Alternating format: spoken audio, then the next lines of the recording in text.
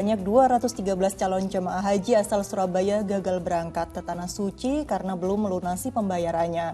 Sementara di Malang ada 140 calon jemaah haji batal berangkat karena usia yang sudah lebih dari 65 tahun.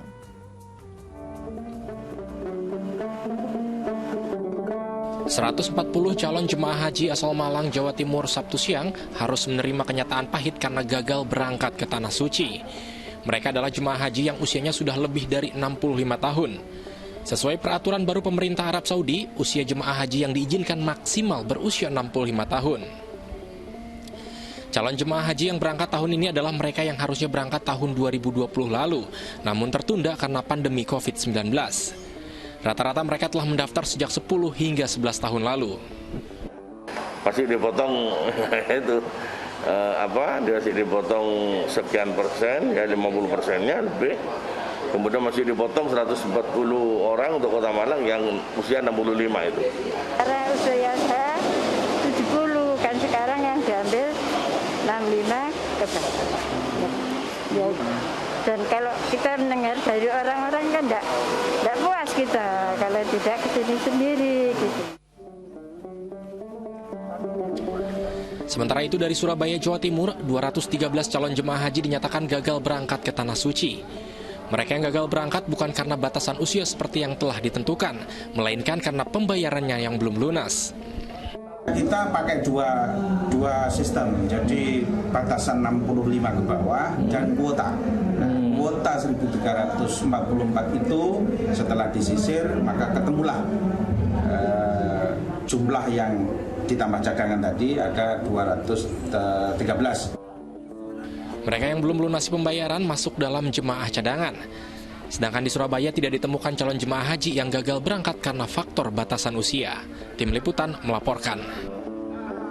Ya, semoga ada jalan terbaik bagi jemaah calon haji yang gagal berangkat ke Tanah Suci.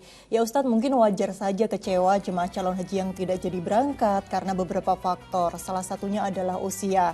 Apa yang bisa kita sampaikan kepada mereka Ustadz? Apalagi beberapa di antaranya sudah nabung lama, kemudian menunggunya hingga belasan sampai puluhan tahun, ternyata nggak jadi berangkat karena faktor usia. Ya, pertama gini saya kira ya, soal ibadah itu kan soal ketaatan kita kepada Allah ya, wujud ketaatan kita kepada Allah, dan Allah hanya melihat keikhlasan hati kita. Artinya kalaupun kita sudah capek ya berpaya-paya menabung, mendaftar sejak 10 tahun yang lalu, sudah pula lunas pembayarannya, tapi sekarang nasib begini kita belum bisa berangkat. Ya kalau memang niat kita ikhlas lillahi ta'ala, kita tidak perlu menggerutu atau menyalahkan siapa-siapa. Saya kira pemerintah Arab Saudi menetapkan batasan usia 65 tahun itu ada sebabnya dan demi kemaslahatan bersama. Tentu tidak ada yang kebijakan Arab Saudi atau pemerintah yang pengen untung sendiri atau bahkan mencelakakan jamaah. Itu saya kira sangat tidak mungkin. Jadi itu tentu atas pertimbangan demi kemaslahatan bersama. Nah, kemaslahatan bersama itu yang harus kita lihat. Boleh jadi hal itu merugikan kita, tapi buat masyarakat umum, buat jamaah secara umum itu maslahat. Jadi kita harus mengedepankan kemaslahatan bersama terlebih dahulu di atas kepentingan kita sendiri. Apalagi kalau kita sudah niatnya ikhlas lillahi ta'ala dan Allah memandang kita benar-benar ikhlas, seandainya pun setelah musim haji ini kita wafat, yang akhirnya tahun depan pun kita tidak bisa lagi melakukan ibadah haji, kita sudah meninggal dunia sebelum kita melakukan ibadah haji, itu sudah dicatat oleh Allah, sudah dapat pahala gitu. Jadi kita nggak perlu khawatir, nggak perlu menyalahkan siapa-siapa, apalagi sampai demo, apalagi sampai melakukan perusakan, membuli dan mengeluarkan kata-kata kotor, nyapa ini pemerintah apa segala macam. Tidak perlu, kita urusan kita sama Allah kok, bukan sama pemerintah gitu. Saya kira perlu kita meluruskan niat yang semacam itu. Saya ingin mengingatkan juga bahwa dulu ketika Nabi Muhammad wafat, Abu Bakar itu kan mengingatkan pada masyarakat saat itu yang begitu sedih ditinggal wafat oleh Rasulullah. Sampai-sampai ada orang yang mengatakan, aduh gimana lagi nih Islam bisa berjalan, bagaimana lagi saya bisa beragama, Rasulnya sudah mati, sudah wafat. Nah, lalu Abu Bakar mengatakan, barang siapa yang menyembah Muhammad, sekarang Muhammad sudah mati. Ayo, silakan tuh. Kalau kalian nyembah Muhammad, nih Muhammad sudah mati, udah nggak bisa apa-apa. Tapi kalau siapa yang menyembah Allah, Allah Maha Hidup dan tidak akan pernah mati. Ya sudah, kalau memang begitu, ya kita menyembah Allah sampai kapanpun. Mau nanti Nabi Muhammad mati, Abu Bakar mati, dan nyatanya sampai sekarang Islam masih fine-fine saja, kita masih bagus-bagus saja. Nah, begitu juga orang yang haji ini.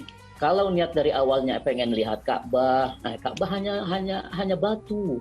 Atau pengen mencium Hajar Aswad juga hanya batu, nggak ada apa-apanya. Atau apalagi pengen belanja emas yang di sana perhiasan emas itu kan coraknya, motifnya bagus-bagus, ya itu hanya emas, perhiasan dunia.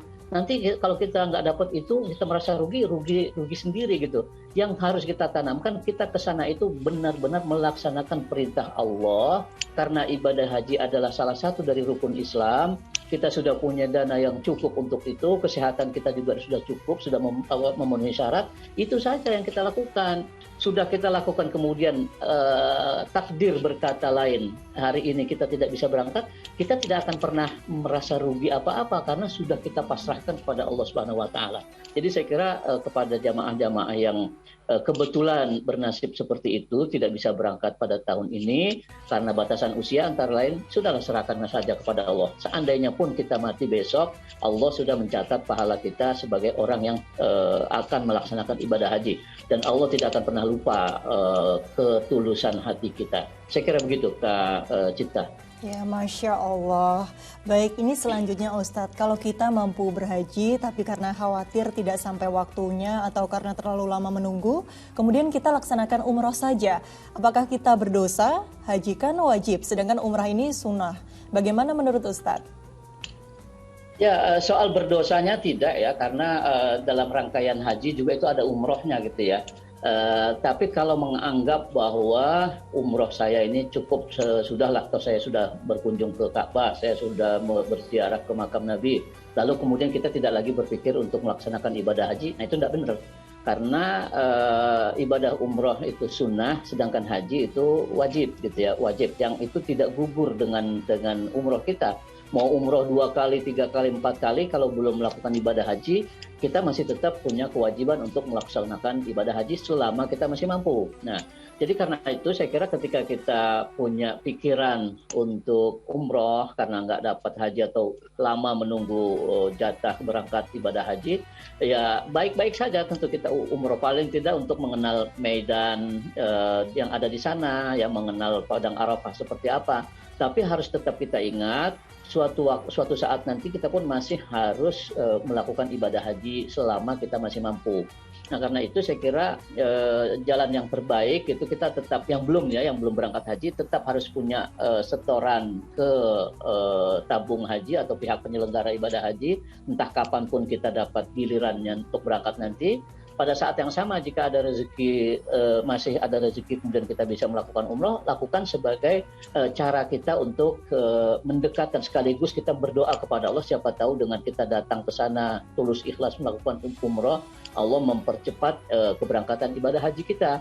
Tapi secara hukumnya, secara fikihnya, umroh tidak bisa menggugurkan kewajiban ibadah haji. Kita masih tetap berkewajiban selama masih mampu. Itu, Kak Cinta. Masya Allah. Baik,